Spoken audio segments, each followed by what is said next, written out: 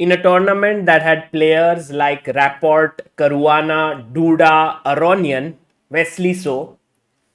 No one really knew who would win the tournament, but if someone was asked who would not win it, many would have said that Vishy Anand, he's not played since 5 months, he is not in his best form, he's 52 years old, but in comes the legend, and the 5-time world champion actually wins the Superbet Rapid tournament with one round to spare. It's amazing. You can see the scorecard here. He scored 14 points out of a possible 18. Second was Richard Rapport on 13. Jan Sistov Duda scored 12. Wesley So 11. Now this tournament is a combined score of Rapid and Blitz. The winner is determined after both the events. So it's not like Anand has won a tournament yet, but in the Rapid he's finished ahead of everyone else. I want to show you a few pictures from this event which were taken by Lennart, and we will go over them. First of all, a few pictures of Vishy on the chessboard, the intensity. Look at this. When he plays on the board, the intensity is immense. There you have him, and also another very nice picture of him. And then the popularity.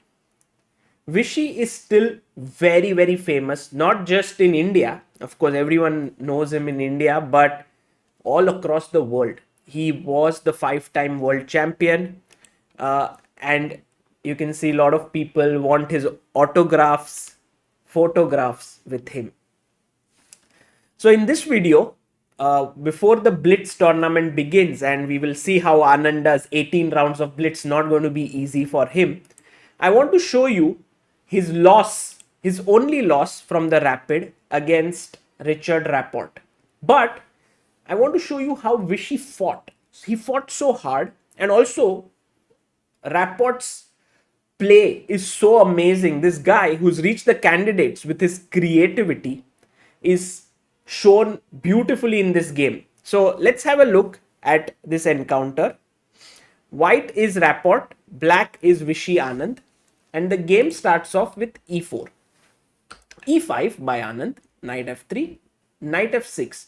So you want to go for the Petrov against the most creative player, and he says, sorry, I don't want to go into it. Like, you can play knight e5, d6, the main lines go this way, but Rapport says no. Anand says, okay, 4 knights is also well known. What are you going to do, Richard? Are you going to play d4? Well, I'm well prepared. Are you going to play bishop b5? Also, know my stuff there. Richard says, I'm going to play a4. Do you know your stuff here? And I think Vishy got a little bit sort of out prepared here. Not that Rapport knew much here, but he chose the most benign approach here, d6, which is not a very good idea. A better approach, and maybe something that needs to be looked at, and I'm going to actually look at these things a little seriously, is d5 maybe. And then I've seen that Martin Krautsev plays a lot, and Rapport spoke about the Van Forest brothers trying it. So this might be one of the lines worth exploring. The other option, by the way, a small trap which you should not fall into, is bishop c5.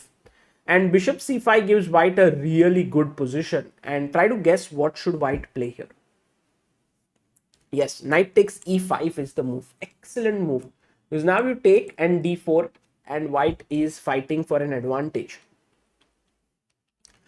So d6 was played, and d4, which she took. Knight takes d4. Now, I had read this book of My System by Aaron Nimzowitsch, and he talks about this structure a lot. Pawn on d6, pawn on e4.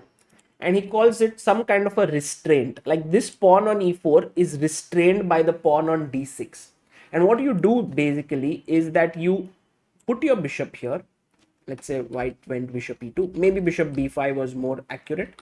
Bishop e2, castles. And you slide your rook here.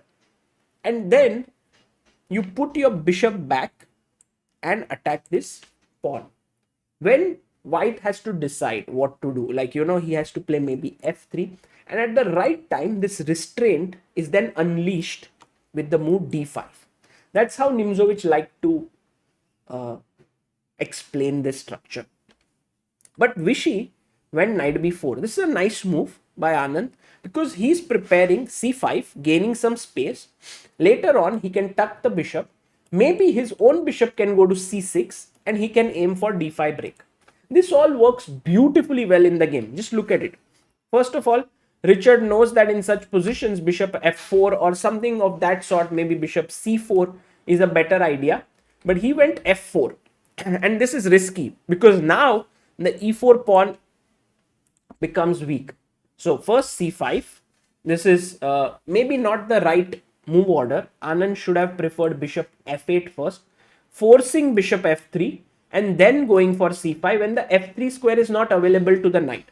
Because the way he played it, Rapport could have gone knight f3, bishop f8 and e5, and white is slightly better here.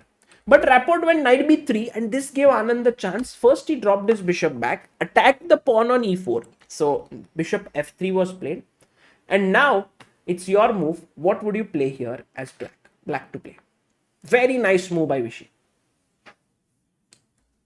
d5. Kudos to you if you found this move. The point here is that you are fighting for the f5 square for your bishop to put pressure there. Let's say if he takes here, bishop f5, already the position is just horrible for white. Like rook f2 trying to defend c2. And I can play queen d7. I'll try to go get my rook here. h5. I'll win this pawn on d5. And black is doing excellently. Rapport went e5. Of course, if the knight had to move here, let's say knight e4, white is winning, knight d5. But Vishy had the intermediate move in his mind, and what was that? Bishop f5. Excellent move. You can't take here because of bishop c2, b3 falls, and black is winning. So rook f2 was the only move. And once again, now if you have to move your knight, like knight e4, rook e2, white is doing okay. But Vishy goes for another powerful move, and that is, try to think, pause the video if you want to think deeper. d4.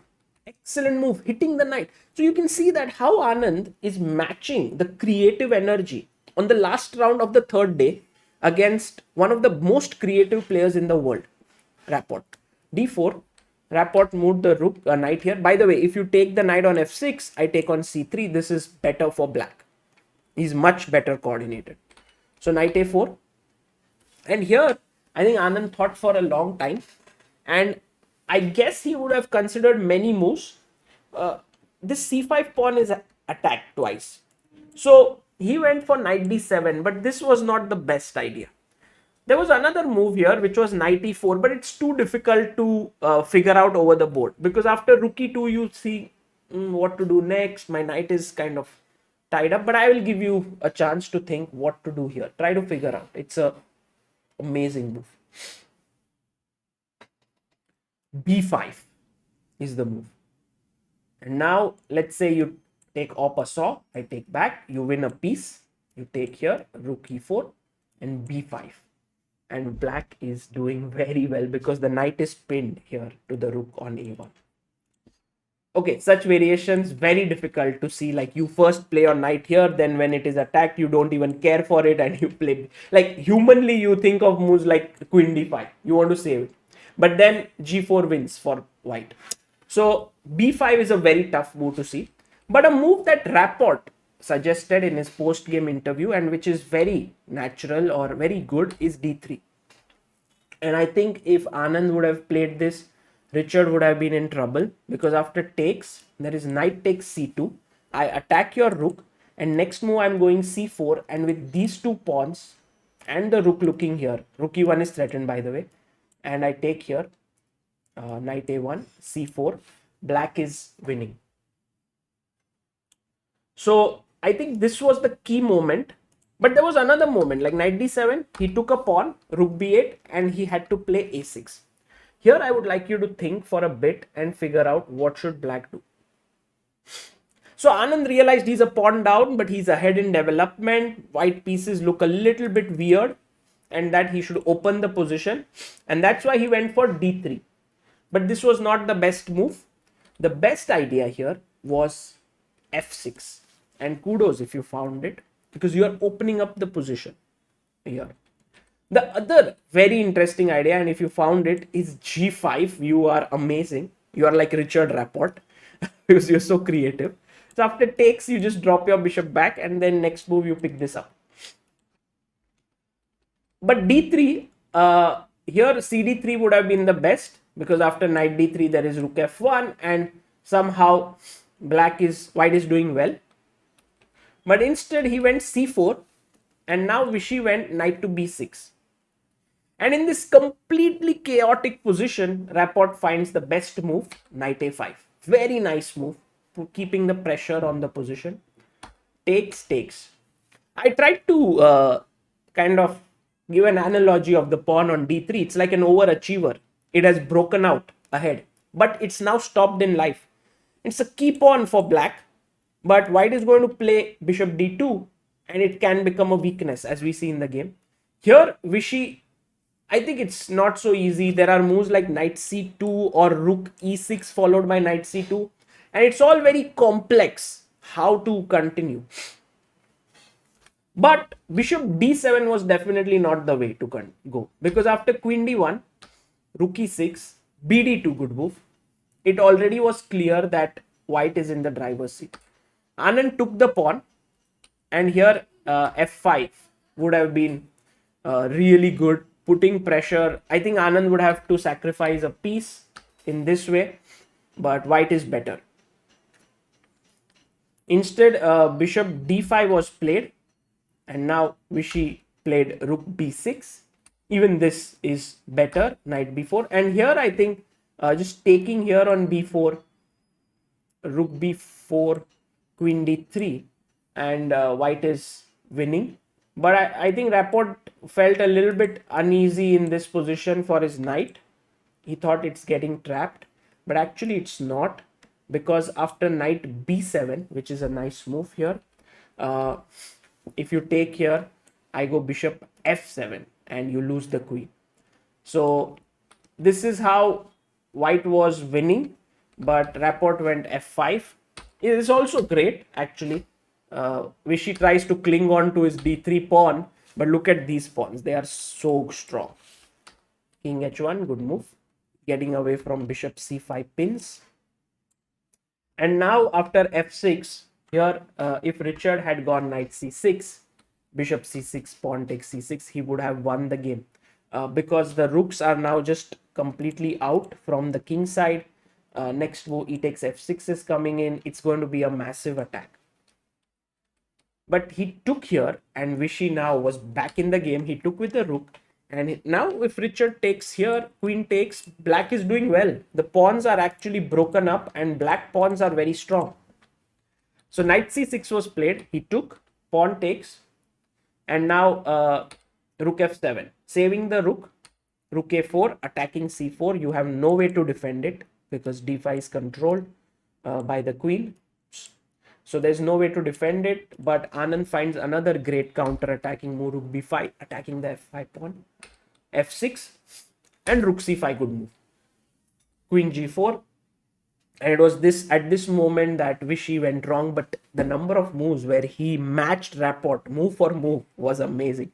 Rook c6 would have been nice, but it's very complicated, because after takes, you have to take here, and after takes, you have to take here, and then a check, you have to play rook d6, and somehow black is managing, because of this backrank mate here. With like 1 minute on the clock, it was too difficult to calculate this, so he played h5. And now Rapport had to go queen g6, which was a winning move, but he played queen e6, and Vishy blundered at this point with queen d6. I want you to find the winning move for white here.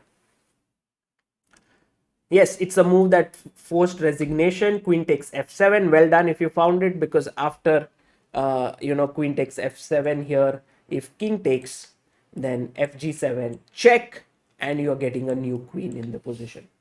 There was a way to continue the game after queen e6, and that was queen d5.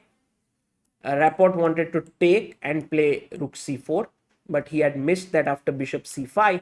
His rook is attacked.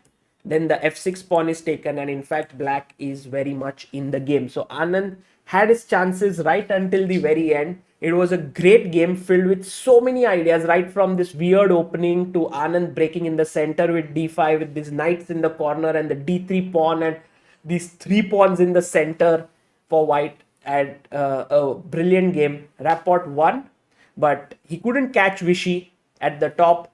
Today we'll start Blitz 9 rounds today, 9 rounds tomorrow. Let's see how Anand does. But for now, we are extremely proud of his achievement of winning the Superbet Rapid. And I hope that you enjoyed this video. This is Sagar Shah signing off. Bye bye.